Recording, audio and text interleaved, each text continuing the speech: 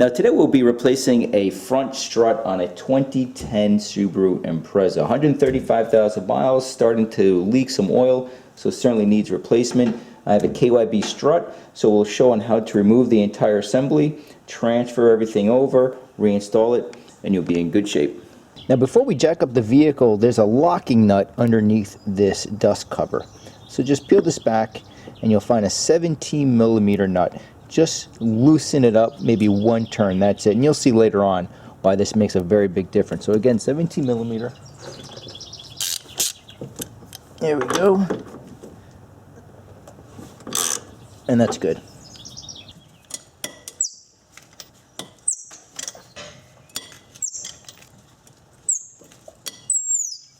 Now a good place to jack up the vehicle from is the front cross mount. Let me give you a closer view. So right here is the oil pan, and then right behind it, that's your cross mount.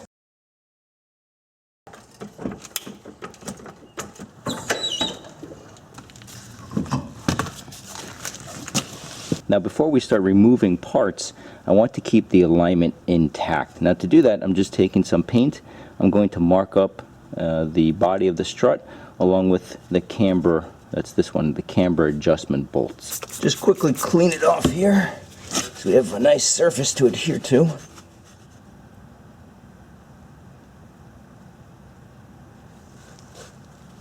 So right here we have a bracket for the brake hose. This is a 12mm. And make sure you keep the fastener. I'll go ahead and just put it back in the body of the strut. And then when we have the new strut, I'll just make sure I transfer this little fastener over. And then we have the ABS mount right here. I'm just spraying down some PB Blaster.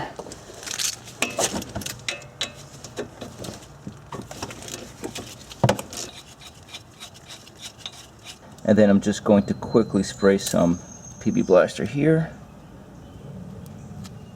Now the lower strut mounts are 115 foot-pounds from the factory, so you need a lot of torque, a lot of leverage to remove them. So we'll use a breaker bar. As you can see, it's roughly 18 inches in length. This will give you a lot of leverage. If you don't have a cordless impact gun, no problem. Just grab yourself a nice breaker bar. Harbor Freight typically has them for around $10.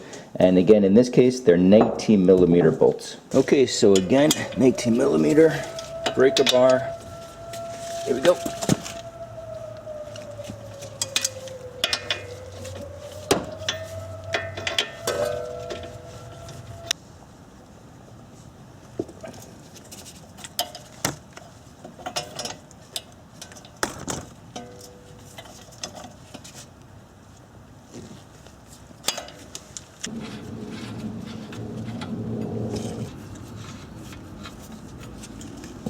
And then we have 3 bolts on top holding on the strut to the body.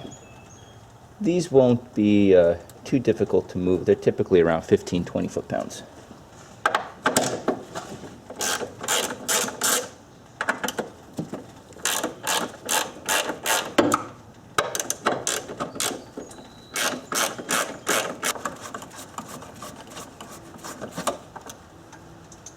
Toward the bottom of the strut, as you can see, it's very, very close to the axle. So when you start to wrestle this out, just make sure you don't want to puncture this boot.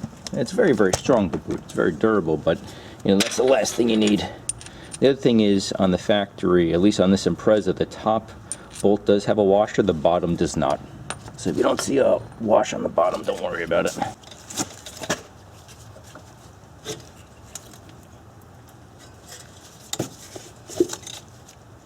And be careful of the lines, obviously.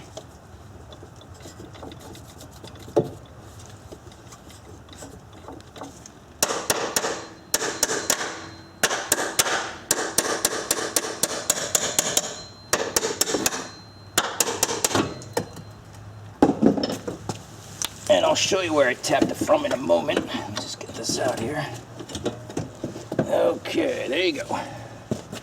Now before we disassemble the strut, just take note of how this is assembled. So you have some paint markings here, and the diameter of the spring is thinner on top and thicker toward the bottom, but we'll do a complete transfer of the spring over to the new spring, new strut, which happens to be a KYB strut. That's what we're using. So now I'm just placing the strut in a vise. Get it nice and clamped down here. Okay.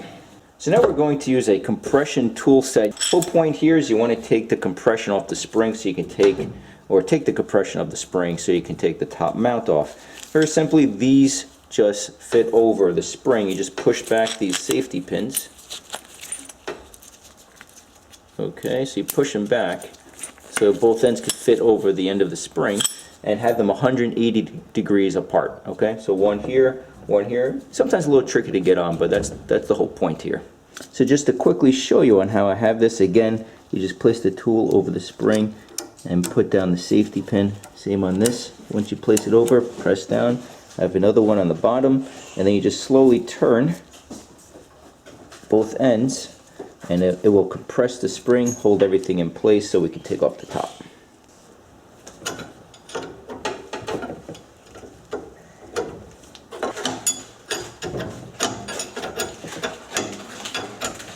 Now before we remove the top mount, we need to obviously remove the locking nut. Now, what happens is if we did not loosen up this nut earlier, when you try to remove and back off this nut, the spindle will also rotate. So what you need is a 6mm Allen key or a T40 adapter, and you just place it here. So you hold this in place with a ratchet in my case, and this is an offset wrench. So you place the wrench over that locking nut and you just turn it back. So again, place the wrench over, hold this in place. I'll do this with my right hand because I'm a righty, but I just want to give you a good camera shot here. There we go. So you're going to hold this in place and you turn this out.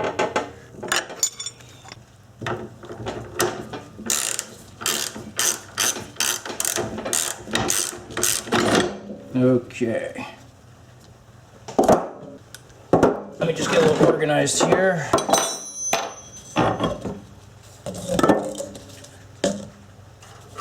And here we go. All right. There's the old one. So now we're going to place the new strut. Just want to wrap it up with a t-shirt here so it doesn't get marked up.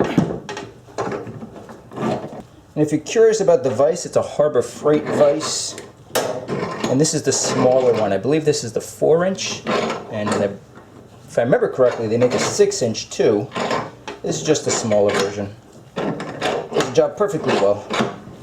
So now we're going to install the spring back on the new strut. I'll give you a close-up in a moment, just showing you and how we're going to seat this. And then we install, this is the helper. So the larger diameter that is going up. This is the dust cover, and where it does not have these markings where it says Subaru, essentially, that's your up position. And then this guy, this is called the spring seat, that's the top of it. And I'll also show you on how this has to be placed on the strut. Like so. This goes here. A little tricky for sure. Let me just make sure this piston is up.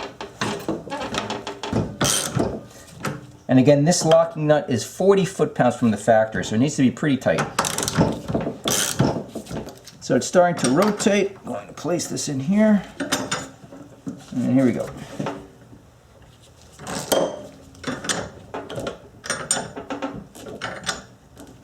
Okay, before I remove the spring compressors here, a couple things. You want to make sure that the paint is on the outside. Again, the smaller diameters on top, thicker diameters on the bottom. This end of the spring fits in the landing right here. So again, you'll feel a little dimple. That's where that lives. And then on top you have two holes. These two holes point toward the outside of the vehicle. Okay, so essentially it's lining up with the lower strut mount. So just make sure everything is correct. We'll take off the compressors here, reinstall it back on the car.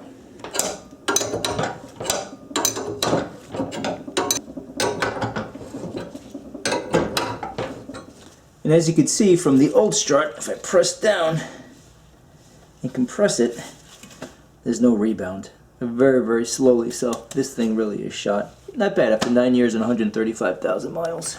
So as you can see, it's dark outside and we're ready to reinstall the strut here. Now if you can't see, I'm not sure how well this will come out in the dark. I will have a light, but if it's a little hard to see, the bottom bolts are tightened to 115 foot-pounds. If you don't have a torque wrench, just make them really tight.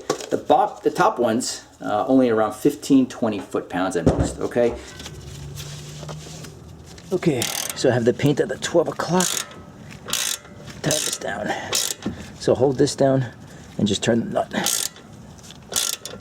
And now I'm just double checking that these are torqued to at least 115 foot-pounds.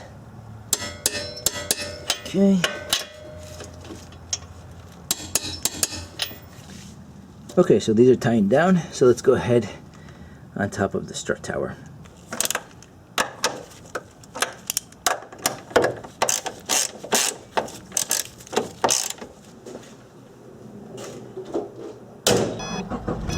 And that's it. So hope this helps a number of you out there. Thank you for watching, and we'll see you next time.